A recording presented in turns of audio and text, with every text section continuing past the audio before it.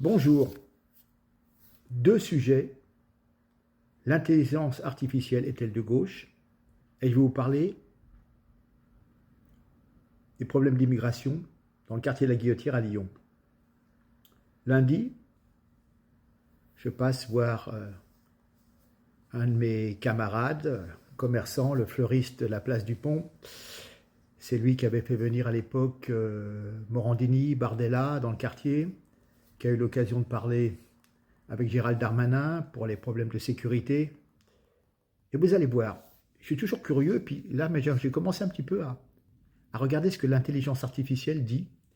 Je vais vous lire quelques lignes, mais écoutez bien, et vous allez voir que l'intelligence artificielle est de gauche, même sur Grok, qui est celle d'Elon Musk. Place Gabriel Péri, dite place du Pont, rebaptisée Gabriel Péri, c'est le nom d'un communiste fusillé, je crois en 1944. Dans les années 2010, cette place est devenue un lieu de convergence pour les populations précaires, notamment des jeunes migrants, souvent originaires d'Afrique de l'Ouest. Beaucoup sont des mineurs non accompagnés et ou des demandeurs d'asile en attente de régularisation, parfois sans hébergement stable.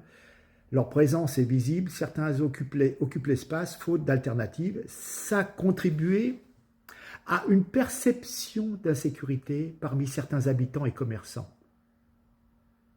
Non, ce n'est pas une perception. C'est tous les jours qu'il y a des délits. Des gens qui se font agresser, voler leur téléphone portable, arracher la chaîne au cou, etc., etc. Je le sais, c'était mon quartier pendant 25 ans. Donc j'ai des échos, j'ai des correspondants sur place qui peuvent me raconter un livre. Donc, voilà, c'est une perception d'insécurité. Hein. Voilà, c'est ça. Il y en a qui se retrouvent avec des coups de couteau, une bonne femme qui se balade avec une machette dans les rues. Non, mais c'est bon. On a des gens qui sont en état, soit dû à la drogue, soit à le problème psychiatrique. Et puis, des voleurs qui sont hors la loi parce qu'ils n'ont parfois pas le choix, mais en tous les cas, ils ne se gênent pas. Et dès qu'ils voient une personne un petit peu faible, ils lui foncent dessus et le dépouillent. Alors on nous dit qu'il y a des activités illicites comme le trafic de drogue ou la revente à la sauvette, régulièrement signalées, bien que leur ampleur soit parfois amplifiée par le discours médiatique ou politique. C'est faux. J'avais dû faire une vidéo il y a peut-être 2 ans, devant chaque pas de porte. Hein. Vous avez la place, vous avez le cours Gambetta, devant chaque entrée pour rentrer chez vous, vous passez entre 2 lascars qui stationnent devant les portes d'entrée et qui vendent de la drogue. Vous êtes obligé de passer entre 2 individus patibulaires et hors la loi pour rentrer chez vous. Parce que eux, ils ont la drogue sur eux ou dans le coffre de la voiture. Vous leur demandez ce que vous avez besoin et ils vont ouvrir le coffre. Ça, c'est une chose. Il faut savoir aussi que toutes les nuisances sonores la nuit. J'avais l'occasion de partager des publications il y a 2-3 ans, pareil.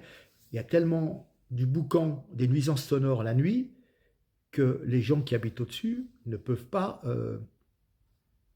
dormir. Je ne vous parlerai pas des tas de détritus, de merde, d'urine, etc. tout le long de l'avenue, de la rue, toutes les rues qui se joignent, etc., sur cette place.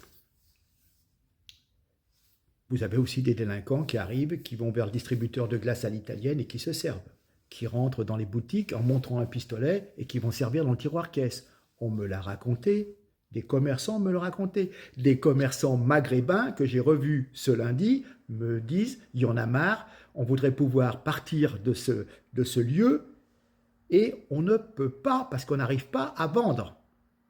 Le chiffre d'affaires, il est que dalle et on n'arrive pas à se défaire de ce bien. » Alors, les autorités locales et nationales ont fait de Gabriel Péri une cible prioritaire. En 2021, par exemple, le ministre Gérald Darmanin s'est rendu sur place après des plaintes récurrentes. Et blablabla. En 2022, le maire écologique de Lyon, sous-préfet Grégory Doucet, a tenté une approche plus sociale, en collaboration avec des associations pour accompagner ces populations vulnérables Qui est vulnérable? Les Français qui habitent là-bas, les commerçants maghrébins qui ont investi dans un magasin, qui payent leurs impôts, leur TVA, etc. Rien à dire. Au moins, eux, ils se lèvent le matin pour travailler, hein, ils lèvent le rideau, puis ils essaient de bosser. Voilà, donc c'est pas un problème de racisme, hein. Ça marchera pas avec moi. Hein. Voilà, hein. Pourtant, réduire Gabriel Péry à un épicentre des problèmes d'immigration serait simpliste. Elle reflète des dynamiques plus larges, une politique migratoire nationale restrictive. La politique d'immigration française est restrictive. Il y a 500 000 personnes qui rentrent chaque année, c'est restrictif. Non mais attends, l'intelligence artificielle, elle n'est pas si intelligente que ça. Hein. Il y a un manque de structures d'accueil. On repousse les plus démunis vers les espaces publics. Voilà. Hein. Oui, puisque la Guillotière a toujours été un lieu de friction, d'adaptation pour les nouveaux arrivants. Moi, j'y habitais pendant 25 ans. Il y avait des attroupements, des gens du bled qui discutaient entre eux, c'était un point de rendez-vous, mais il n'y avait pas de délinquance. Vous pouviez vous balader. Attendez, j'avais 10 ans, je me baladais, j'ai jamais eu de problème. La place, avec ses commerces multiculturels et son agitation constante, incarne cette dualité, un carrefour vivant, mais sous tension, où cohabitent solidarité et rejet. Les habitants eux-mêmes sont partagés. Certains dénoncent une dégradation, d'autres défendent la diversité comme une richesse constitutive du quartier. Putain, mais quelle est la richesse? Les appartements, ils ont perdu 75% de leur valeur. Les commerçants n'arrivent pas à les vendre. Et vous dites qu'il y a une richesse dans le quartier. Mais une richesse de quoi? Ah oui, vous dites la richesse dégagée par la drogue qu'on y revend. Voilà. Donc je vais vous montrer quelques images. Lundi, alors, les commerçants maghrébins viennent me dire, mais c'est quoi la police en France? Ils viennent à 5 ou 6 camions sur la place et ils rattrapent quelques mecs qui passent en scooter, etc., contrôle des papiers, etc. Même un gars qui va être pris en délit, on va l'emmener au poste, on va le relâcher, les prisons sont pleines. Même s'il a quelques grammes de drogue. Les vendeurs à la sauvette, ils vous agressent, même si vous voulez pas leur acheter des paquets de cigarettes. Je suis pas fumeur, je peux pas acheter des cigarettes pour faire plaisir, mais ils vous en veulent presque. Hein. C'est sidérant et il y a de l'argent qui a été investi, mais voilà. Et donc, les commerçants maghrébins me disent, mais c'est pas comme ça qu'il faut faire. Il faut venir en civil, guetter, quand vous voyez un mec qui est louche et qui vend de la drogue, tout de suite, à deux, vous le chopez. Mais pas en venant avec les sirènes, à 5 ou 6 voitures, marquées en gros police, et en contrôlant quelques clampins qui passent par là pour dire je fais acte de présence pendant 2 heures, et après je m'en vais. Voilà. Alors je vous montre quelques photos que j'ai prises lundi, mais je ne me suis pas permis de filmer les forces de police qui campaient les bras croisés, et dont certains regardaient quelques papiers, mais bon, sans plus. Et puis... vous aurez une vidéo un petit peu sur ce qui se passe sur les vendeurs de drogue. Et puis après, bon, quand même une particularité de la richesse culturelle, le marché du Ramadan. Et mais là, vous êtes ailleurs. Hein. Ne prenez pas de vacances pour aller à Marrakech, etc.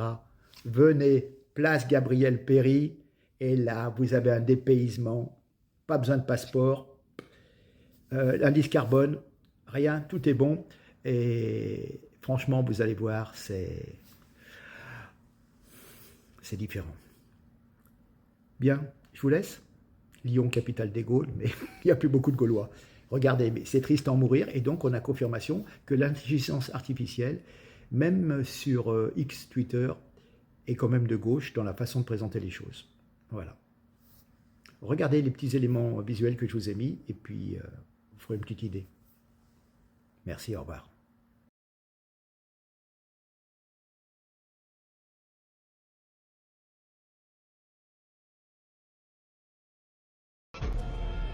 Nous avons tenté de le comprendre en nous approchant de ces hommes qui l'occupent quasiment jour et nuit. Nous en avons dénombré plus d'une 50aine, la plupart employés par le trafic de drogue. C'est la Guillotière, Lyon 7e. C'est la jungle ici. Première surprise, ces dealers ne prennent même pas la peine de se cacher dans les halls d'immeubles. On va voir, tiens. Meuf de shit, y'a la shit, hein. À l'image de cet homme, que nous appellerons Mohamed, ils opèrent au vu et au su de tous Shit. et n'hésitent pas à aborder les clients en pleine rue. Ça va, copine? Il nous fait rien, copine? C'est le même qu'hier. Ici, tout est extrêmement organisé. Chaque revendeur a des horaires et surtout un secteur bien défini. Sors de ma rue là. Sortez de ma rue là. Chacun sa rue là. Et un seul grossiste les alimenterait tous en drogue. Il y a du yato, il y a du gidja. Du gîte, la bœuf, elle est là. Il y a tout ce qu'il faut au secteur. C'est bidé. La coque, c'est plus tard, 18h. 18h, la coque, c'est à 18h.